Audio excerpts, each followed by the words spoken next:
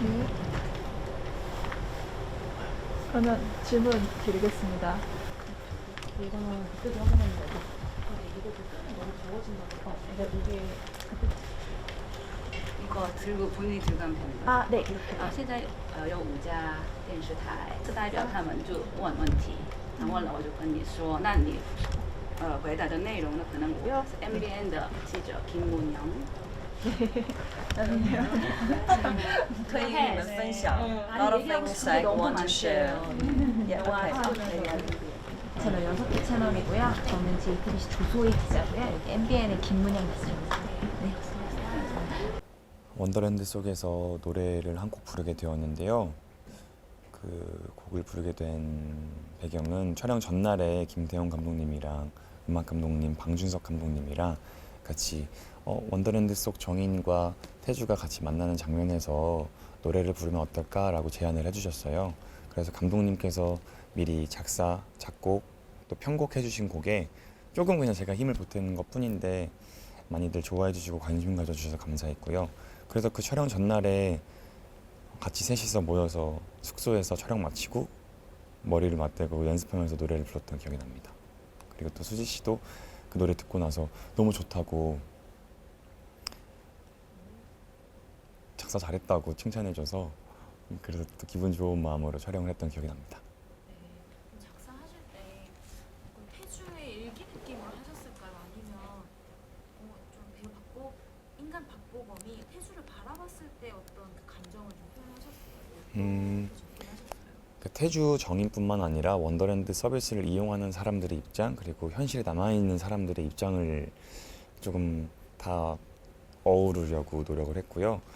사실 감독님들께서도 먼저 다 가이드라인을 잘 잡아주셨기 때문에 그 덕분에 제가 조금 더 그냥 살을 좀 더 예쁘게 잘 붙이고 했던 거여서 그래서 뭔가 보고 싶은데 볼 수 없는 그리움, 닿을 수 없는 슬픔, 다시 만나고 싶지만 다시 만날 수 없는 아픔 여러 가지 감정을 복합적으로 보여드리고 싶었던 마음이 가장 컸던 것 같습니다. 영화 속에서 태주는 이제 돌아오지만 완전히 자연스럽 좀 어지러움과 혼란을 느끼잖아요. 네. 어떻게 연기하셨어요? 일단 가지고 있는 분위기가 조금은 다르지 않을까라는 고민을 많이 했던 것 같고요. 원더랜드 속 태주는 그래도 일상생활에 원래 건강했던 태주의 모습을 기반으로 만든 캐릭터이기 때문에 그와는 조금 상반되고 현실을 마주했을 때 AI가 나인지 누가 진짜 나인지 혼란스럽고 어떻게 보면 감독님께서는 약간 태주가 이상하게 보였으면 좋겠다고 말씀을 해주셨거든요. 그래서 현실에 적응을 잘 하지 못하고 복잡하고 좀 이상하게 보이면 좋겠다라고 말씀해 주셔서 그러한 부분을 조금 더 중점을 두고 연기했던 것 같습니다.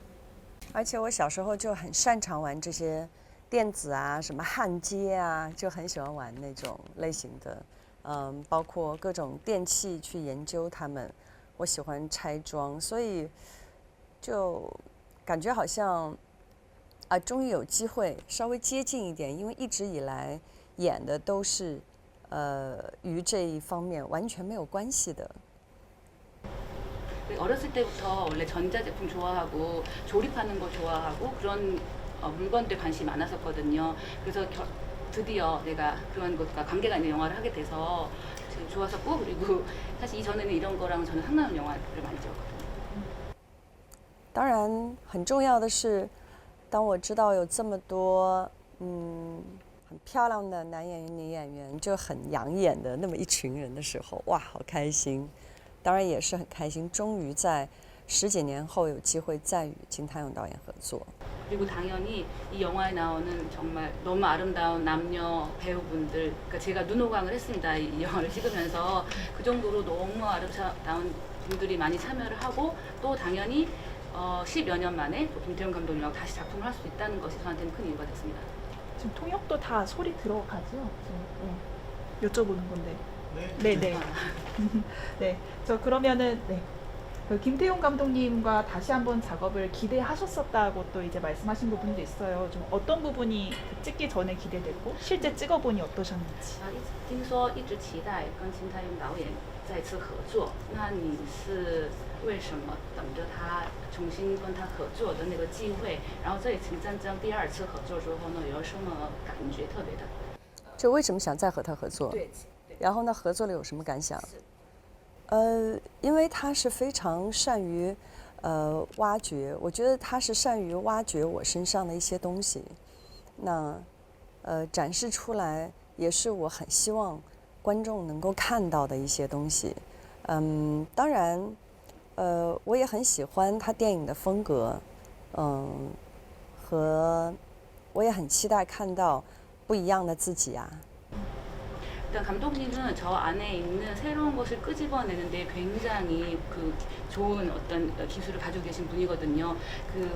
제가 그래서 감독님한테서 또 어떤 모습이 나올까 그것도 기대가 되고요. 또 저는 감독님만의 영화 스타일을 굉장히 좋아해요. 그래서 이번 영화에서 또 어떤 영화가 나올지 굉장히 기대하고 있습니다. 제가 맡은 영화 원더랜드 속의 정인이란 역할은 남자친구가 이제 사고로 갑작스럽게 의식불명 상태가 되어서 태주가 너무 그리워서 원더랜드 신청을 하게 된 그런 인물이에요. 뭐 일전에 안나로 진짜 뭐 연기력이 뭐 올해의 연기다 뭐 이런 극찬을 받으셨는데 이번 역할에서는 공허함, 상실 이런 거를 표현을 하셨을 것 같아요. 네. 좀 어떤 부분에 신경을 쓰셨어요, 연기하실 때? 아무래도 AI 속 태주와 이제 태주가 깨어난 후에 이제 그 감정이 다를 것 같아서 그 둘이 같은 인물이지만 뭔가 낯설다 이런 느낌을 표현하려고 좀 신경을 많이 썼고 인간과의 소통이 좀 더 어렵다 이 생각을 계속하면서 연기에 좀 그런 부분을 많이 신경 썼던 것 같아요. AI보다 인간의 소통이 훨씬 더 굴곡지다 뭐 이런 네. 말씀이시죠? 그러니까 AI랑은 뭔가 이렇게 완벽하게 소통이 가능한데 인간의 감정은 그것보다 훨씬 더 복잡하기 때문에 뭔가 좀 오히려 좀 더 소통이 안 되는 느낌? 이런 느낌을 계속 받거든요. 영화 속에서 그 인물이. 그래서 그런 지점들을 좀 생각하면서 연기했던 것 같아요. 그러면 이게 화면을 보시면서 AI랑 연기하시던데 실제로 현장에서는 그게 없는 거죠? 네, 실제로는 이제 그냥 빈 화면인데 저희가 연습할 때 많이 맞춰보기도 했고 아무래도 영상통화가 좀 진짜 같았으면 좋겠어서 저희가 다른 방에 이렇게 들어가가지고 그런 연습, 좀 자연스러운 연기를 위해서 연습을 많이 했고 또 그 태주 보검 오빠가 실제로 좀 맞춰주고 감독님도 맞춰주시고 해가지고 그런 식으로 촬영을 했던 것 같아요. 또 같이 노래를 부르는 부분도 네. 위시라는 데 있다고 했는데 선생님 본업이 있으시니까 지도도 하고 하셨어요? 아니요. 저는 이제 지도를 받으면서 보검 오빠가 작사도 해주시고 해가지고 오히려 현장에서 지도를 받으면서 열심히 가서 외우고 그렇게 촬영했던 기억이 있어요. 이 영화는 우리가 보지 못하는 사람들을 AI 기술로 복원해서 다시 만나게 된다면 어떻게 될까? 그리고 그런 게 일상화된 세상은 우리의 삶을 어떻게 변화시킬까? 이런 게 궁금해서 시작한 영화고요.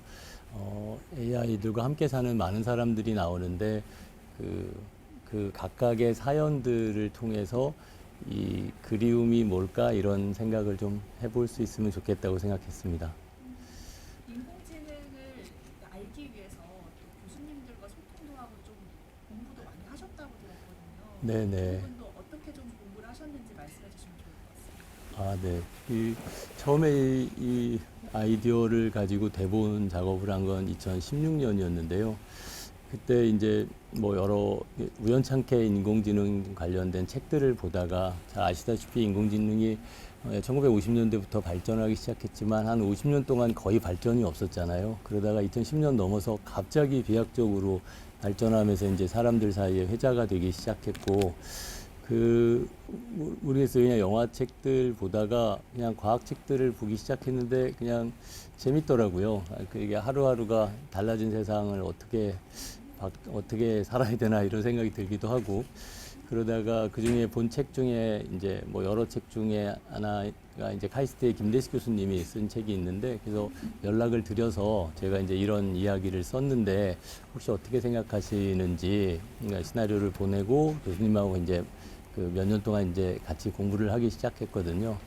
그러면서 이제 우리가 이제 흔히 SF, AI 하면 AI와 우리의 충돌을 많이 생각하는데, 이제 AI와 우리는 어떻게 공존할 것인가에 대한 고민을 조금 영화로 해보고 싶다고 했을 때, 그 당시에 시나리오 작업을 할 때는 그게 조금 너무 먼 일 같이 느껴졌어요. 그래서 조금 어떨까 싶었는데, 저희가 10년 뒤, 20년 뒤에 분명히 그런 시기가 오면 그 시기에는 이제는 기계를 통해서 정서적인 커뮤니케이션이 가능한 시대가 올 거고, 그 기계 혹은 시뮬레이션으로 정서적인 어떤 커뮤니케이션이 된다면 죽은 사람들조차 어디 외국으로 이민 간 사람처럼 같이 지낼 수 있는 세상이 오지 않을까라는 상상으로 이어졌고요.